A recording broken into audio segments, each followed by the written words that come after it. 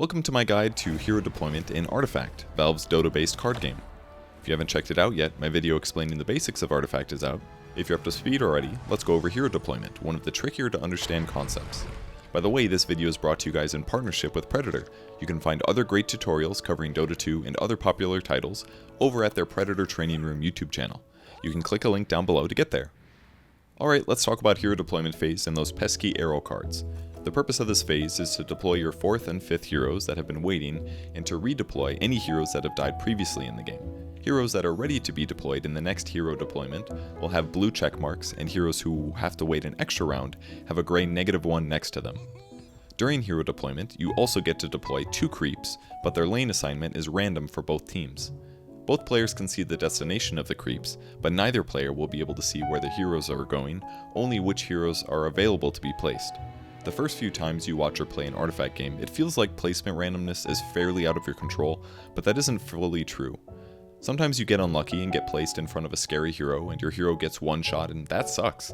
Other times you don't end up in front and these arrow cards come out and now your hero dies when it shouldn't. We'll get over ways to mitigate this from happening in the first place and teach you how to figure out where your hero is likely to land. First, we'll talk about attack targets in each lane. When a board already has a bunch of units on it directly across from each other, what happens is they attack the enemy directly across. If you don't want to attack straight across, there are many cards for every color of deck that can change positions of these creatures, or change their attack direction to either side, like Jamoy the Wise's Battlefield Control. A quick look at this diagram lets us define a couple common terms. For the hero in question, their enemy neighbors are the enemies across and to the sides of them, slots A, B, and C. That hero's allied neighbors are the units next to them, slots D and E.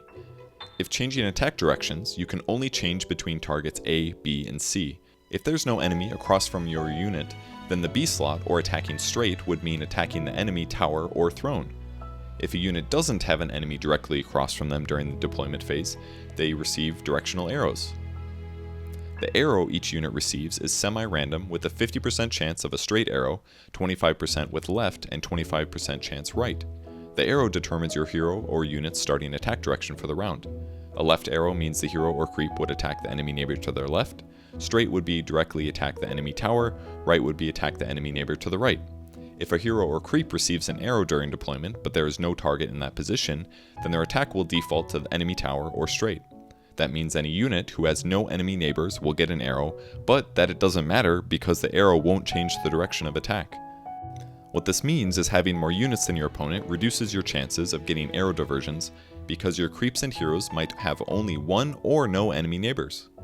If you have enemy slots in slots A and C, then there's a 25% chance to attack left, 25% chance to attack right, and 50% directly across, so that's a 50% chance to deal damage to the tower. 50% is still a chance at tower damage, and sometimes you want those arrows to finish off enemy heroes and creeps with enemy neighbor attacks, but if you can keep more of your melee creeps alive in your lane than your opponent, or play more creature cards from your hand while keeping them alive, then you already mitigate needing to worry about enemy arrows. So when you see a ton of arrows get deployed during the deployment phase, the reality is that only a small amount of these end up mattering. Even if the arrows don't end up in your favor, or everyone is blocking straight across, you still have control over your lane outcomes with every card color, if you have them in your deck. You can also use items like Assassin's Veil to change your hero's attack direction once every 2 rounds, or you could purchase Phase Boots and swap your hero with another allied creep or unit. Sometimes this positioning change is superior than just changing your attack direction. That's because units targeting your hero before the swap aren't really targeting the hero. Their unit spot is targeting that exact spot that currently occupies your hero. So if you swap your hero out of that position with another unit, all parties keep the same target. Very important here, remember that if you simply remove a hero or unit from a space, any attackers that were previously targeting that spot will change to attacking straight across. That means you can kill blocking units to open up more damage to a tower. Another trick you can abuse to override an enemy neighbor attack is by spawning a unit into an empty slot. The directional attack will be overruled to straight by a new unit being placed in the empty slot. Having creeps to place is a tool you can use to control the randomness of arrows, even if you don't have spells or abilities that can redirect attack targets. So to summarize, try to make sure that you keep more creeps alive on your side of the board while killing theirs efficiently, so they get less arrows that kill your heroes. Have a moderate amount of creatures in your deck to place into empty slots to override their arrows.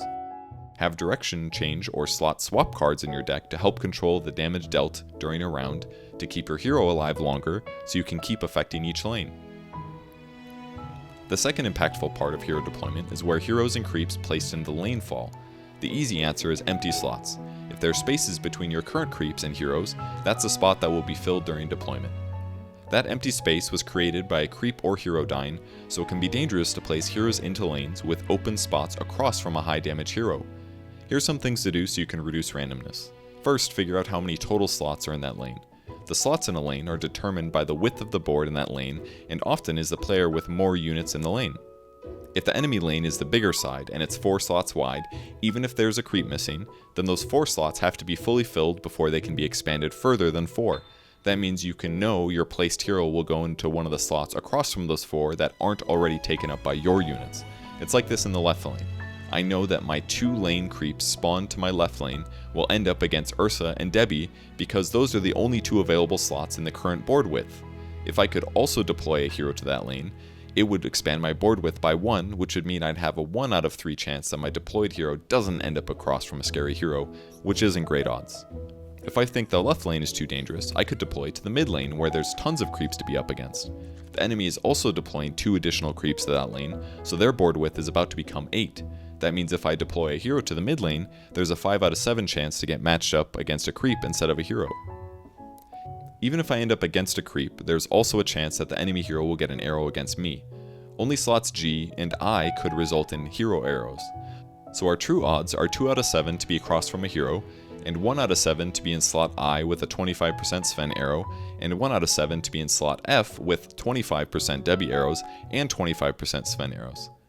Keep in mind these chances are assuming the extra creep placed with my hero doesn't spawn in front of either Debbie or Sven. If it does, those heroes can't get a natural arrow, but they could still play a card later to direct their attack since I'd be an enemy neighbor, which is dangerous and something to worry about.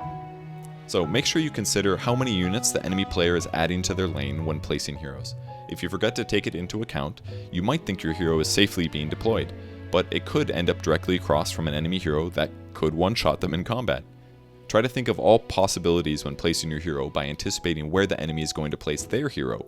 It could expand their board size and mess up your plans. When placing lower health heroes safely, your best move is to place into a lane where you have more creeps and heroes than the enemy with no empty gaps like in the right lane. If you have more units, that gives you a much smaller chance that their new ones end up across from your lower health hero or as an enemy neighbor. The obvious negative is that placing another hero into an already winning lane is usually the wrong choice. Placing a third hero in my right lane would mean more damage than I need to kill that tower and less ability to cast spells in the other 2 lanes. Sometimes you have to put your heroes into danger to win the game. When creating creeps or heroes within a lane, the principle is the same as hero deployment. New units created must first fill empty slots before they can expand the board farther. If your lane is full of slots and you have the larger board size, you can now place a creep to either side. If that unit is spawned randomly, then it will randomly spawn to either the left or right of the board if there are no empty slots. Players with more units and board control have a large advantage because they can place new creatures onto the board on either side who have a high chance of directly attacking the enemy tower. When you create multiple creeps this way, any gaps on the current board are filled, and the rest expand the board in either direction and then receive arrows if they don't have direct enemy neighbors. The board size also shrinks sometimes. When a slot becomes empty on both sides of the board, like when 2 units kill each other, the creeps or heroes next to that slot move closer, making the board smaller. This can happen either during combat or from a card or ability during the laning stage that kills a creep. If one hero or creep kills a unit across from it, but it doesn't die itself, then the board stays the same since one slot is still occupied. That's why you often end up with lanes where enemy heroes sit adjacent to one another for long periods of time.